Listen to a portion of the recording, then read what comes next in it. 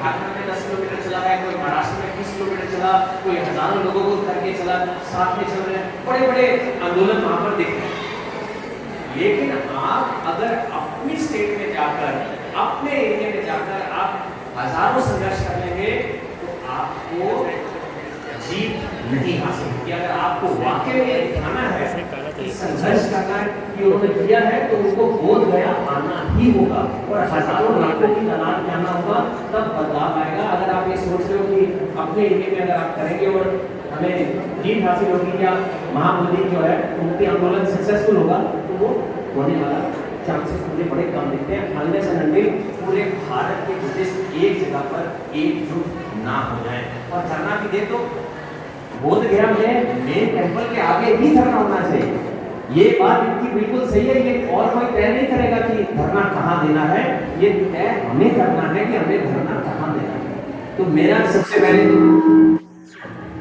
पहले तो महासंघ के लिए आपसे एक जैसे कहते हैं पूरे भारत के बुद्धिस्ट लोगों से रिक्वेस्ट है, भिक्षुओं से रिक्वेस्ट है कि इसके गठन की शुरुआत आप जल्दी से जल्दी करें। नंबर 2, मैं मानता हूं कि अगर आपको किसी का होना है तो पूर्ण रूप से होती है, नहीं तो उससे उसकी शक्ल मत देखिए।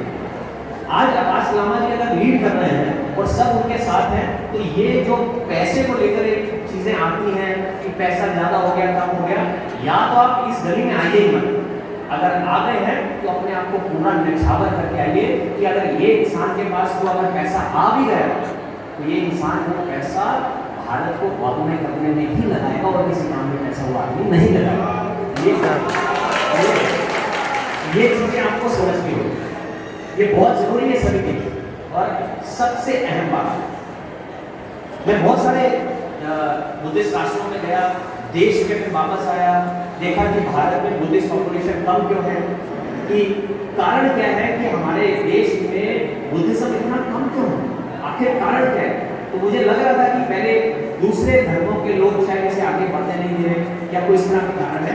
लेकिन जैसे जैसे मैं इसमें डूबता गया तब मुझे समझ में आया आज बुद्धिज्म कम जो है हमारे देश में, उसका कारण कोई दूसरा धर्म नहीं है, स्वयं हम ही लोग हैं, जिसका उदाहरण आप इसी से देख रहे हैं।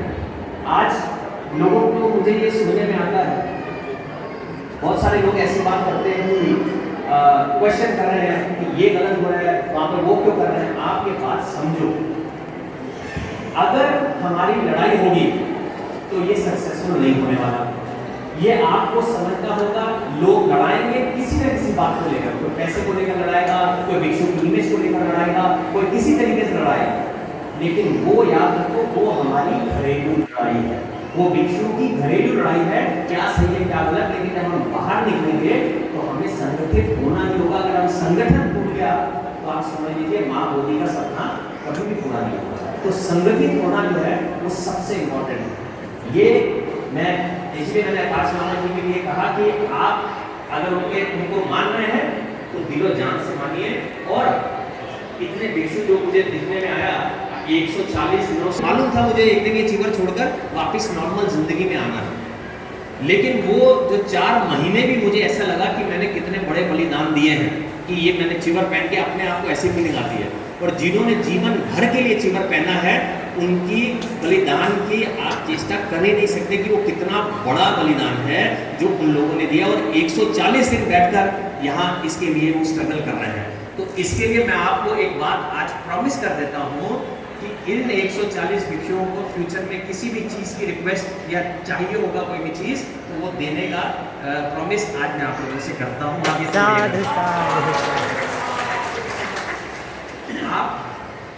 अब मुझे रास्ता क्या है, अब ये देखना है कि भाई ये हम महाबोधि कर रहे हैं, हम सबको जोश दिला रहे हैं, सब मोटिवेट हो। रास्ता यही है कि सबको एक जगह पे संगठित होना होगा।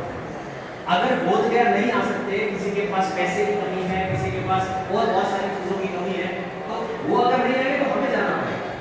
तो उसके लिए आज मैं आकाश जी से रिक्वेस्ट करता हूँ, हमें चाहिए कि जैसे एक ऐसी यात्रा निकाले, कुंभ यात्रा, जो महाबोधि मुक्त यात्रा हो, जो आप तय करिए मुंबई से, चैप्टे भूमि से निकले और जो खत्म आकर हो यहाँ पर पद यात्रा चलते चलते हमारे महाबोधि का निकले, जिसमें हर बुद्धिस्ट आदमी,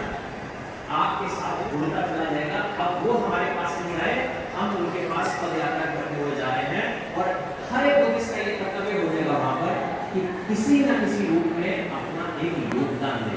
करोड़ों बुद्धिस्ट हैं, अगर वाकई में वो चाहते हैं कि महाबोधि मुक्त हो तो क्या वो 1-2 रुपए रोज के नहीं दे सकते? आपको एक बात समझनी होगी, पैसे के साथ पावर आती है। मैं तो चाहता हूँ लामा जी के पास कम से कम करोड़ों रुपया यहाँ पर हो कि ये आंदोलन जब तक मुक्त ना हो तब तक हो ही नहीं हो।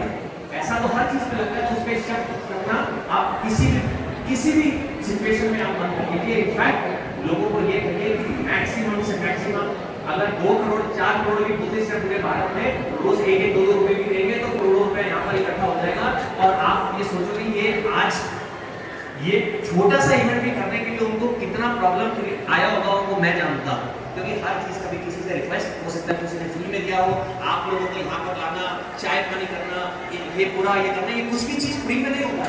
लोगों को इकट्ठा करना फ्री में नहीं होता है, उसमें पैसा लगता है, तो आप लोगों के योगदान के बिना नहीं आएगा। ये मैं आप लोगों को 100, 200, 500 लोगों को नहीं बोल रहा, ये मैं पूरे भारत के बुद्धिस्ट लोगों को बोल रहा हूँ कि आपको चढ़ के सामने आना पड़ेगा और खुद बोध गया अपने आप यहाँ पर आके उनका साथ देना।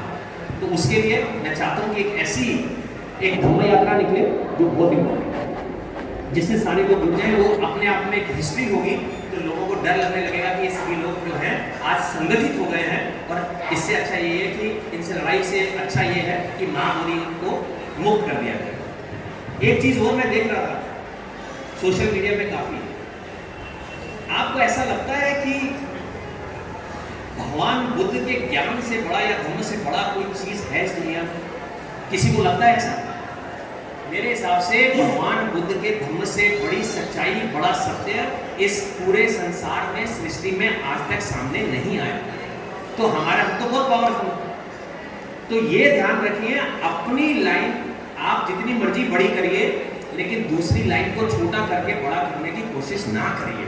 क्योंकि मैं ये देख रहा हूँ कि सोशल मीडिया में दूसरे धर्मों को नीचा दिखाने की बात करनी शुरू कर देते हैं, और उससे क्या होगा, ये अपने कुछ लोग हैं या दूसरे लोग हैं जो आपस में लड़वाने की बात करें। वो यही चाहते हैं कि ऐसा लड़ाई हो जाए, सीरियस कंडीशन आ जाए। लेकिन बुद्ध जो है उन्होंने कभी भी युद्ध नहीं चाहा, उन्होंने हमेशा शांति चाहिए। तो हमें किसी के बारे में याद रखिए कि कुछ भी नहीं कहना, हमें हम यही कहना, हम सबका सम्मान करते हैं, लेकिन भगवान बुद्ध के धर्म से बड़ा कोई धर्म नहीं है। जीवन का इससे बड़ा सत्य कोई नहीं है। जब आप इस राह पे चलोगे, अपनी लाइन को बड़ा करते जाओगे, तो सामने वाले ऑटोमेटिकली नीचे चलते चले जाएंगे। और आपको ये समझना होगा, मैं हिंदू परिवार में पला बड़ा, एक फिल्म की श्रीलंका की स्त्री सिद्धार्थ गौतम मां बुद्ध का चरित्र निभाना, वो निभाने के लिए मैंने बुद्ध का चरित्र पढ़ा और धम्म पढ़ा। उसका असर ये है कि बौद्ध धर्म अपना के आज आप सभी लोगों के बीच में मैं खड़ा हूं, ये ताकत है। अरे वाह! तो जब ये धर्म लोगों तक पहुंचेगा तो एक बहुत ही बड़ा बदलाव आएगा। आप ये समझिए, बाबा साहब में क्या ताकत थी, उनको बोधिसत्व इसलिए कहा गया ना, उनके अंदर वो बात थी कि बड़ा बदलाव वो ला सकते। जिस इंसान को हमने देखा है इतनी स्ट्रगल की, साथ उठने पढ़ने बैठने लिखने नहीं दिया, और वही इंसान ने उसी देश का संविधान भी लिख दिया। आज उसी देश के जो पंत प्रधान या कोई भी प्रधानमंत्री या राष्ट्रपति है, वो कोई भी कार्य बड़ा करने जाता है तो सबसे पहले बाबा साहब के आगे सर झुकाता है, उसके पास जाता है। तो आप समझ लीजिए कि किस लेवल पर जो है उन्होंने बाबा साहब ने ये काम किया है। तो जब वो अकेला आदमी इतनी आगे तक लेकर जा सकता है, तो उन्होंने तो हमें करोड़ों में बना दिया है। बौद्ध धर्म देखे आज हम रिवाइवल करके आज हम करोड़ों में हैं, लेकिन फिर भी बिखरे हुए हैं। तो ये समय है संगठित होने का। अगर हम संगठित होंगे, अगर लोग हमारे पास नहीं आ रहे, तो हमें लोगों के पास जाना होगा और हर तरीके से इसको सपोर्ट करना होगा, तभी महाबोधि जो है वो मुक्त हो पाएगा। उसके बिना महाबोधि का मुक्त होना मुश्किल है। आज मुझे लगता है कि इस मेरी बात से आप इस कार्य के ऊपर काम करना शुरू करेंगे कि एक सुप्रीम काउंसिल का आप निर्माण करेंगे, और उस सुप्रीम काउंसिल में जो भी संघ राजा होंगे या जो भी सेक्रेटरी होंगे, उनका इंटरनेशनल टाई अप कराना उसकी जिम्मेदारी मेरी होगी, ताकि उनको वही सम्मान उस काउंसिल को पूरे विश्व में मिले और पूरा भारत उन्हें फॉलो करे। मुझे तो ऐसा लगता है कि कई बार कोई ख़राब चीज़ होती है, उसमें भी कहीं ना कहीं कोई बेनिफिट दिखता है। तो ये जो जैसे इन्होंने कहा कि इतने सारे लोग इकट्ठे हो गए, भाई साहब ने अभी कहा कि इतने सारे लोग साथ में जुड़ने शुरू हो गए, जो काम घर पे एसी में बैठकर नहीं हुआ, आज पूरे जो है पंडालों में बैठकर हो रहा है, तो उसमें कहीं ना कहीं कोई फायदा है। तो हो सकता है ये हमारे बुद्धिस्ट लोगों के लिए सुनहरा मौका है संगठित होने का। तो अपने सारे मन मिटाव मिटाकर जब आप लोग मिलकर काम करेंगे तो महाबोधि आंदोलन जो है वो सक्सेसफुल होकर ही रहेगा। जहाँ तक मेरी कोशिश है, मैं अपने दायरे में जो मुझसे होगा, मैं आकाश लामा जी के साथ, भारत के सभी बुद्धिस्ट लोगों के साथ, कि महाबोधि मुक्त आंदोलन जो है उसके साथ दिल और जान से आप लोगों के साथ हूँ। किसी को कोई काम होगा तो मेरे से चर्चा कर सकते हैं। एक बार फिर से मैं दिल से आप सभी का धन्यवाद करता हूँ और बहुत आभार व्यक्त करता हूँ कि आज मुझे आप लोगों के बीच में इन्होंने बुलाया और बोलने का मौका दिया। जाने से पहले भिक्षु लोग यहाँ पर हैं, जो भी भिक्षु लोग कोई ऐसे हैं, ये भी अनाउंसमेंट कर देते हैं, जो 40 साल के आसपास के भिक्षु हैं और वो अभिधम्मा, थाई लैंग्वेज और पाली, ये 1 साल के लिए थाईलैंड पढ़ने जाना चाहते हैं और वो सीरियस हैं। आकाश लामा जी अगर मेरे को उनका नाम रेफरेंस करेंगे तो उनका 1 साल का खर्चा, टिकट, वीज़ा, सारा कुछ उन भिक्षुओं का मैं उठाने के लिए तैयार हूँ। और जो अगर कोई छोटा बच्चा ग्रेजुएशन भिक्षु बनकर 10 साल 15 साल जितना भी उसका समय लगेगा, वो थाईलैंड में जाकर अगर पढ़ाई करना चाहता है, ग्रेजुएशन करना चाहता है भिक्षु बनकर, तो वो उसकी पूरे 10-15 साल की पढ़ाई भी हम जो है वो भी फ्री ऑफ कॉस्ट करवाएंगे। और सिर्फ ये ध्यान रखना है कि मुझे रेफरेंस जो है स्कैन होकर, चेकिंग होकर लामा जी के यहाँ से आना चाहिए कि ये जेन्युइन है, इन्हें हमें आगे पढ़ना चाहिए, जो आगे आकर बुद्धिज्म के लिए काम करेंगे। एक बार फिर से नमो बुद्धाय, जय भीम, जय भीम।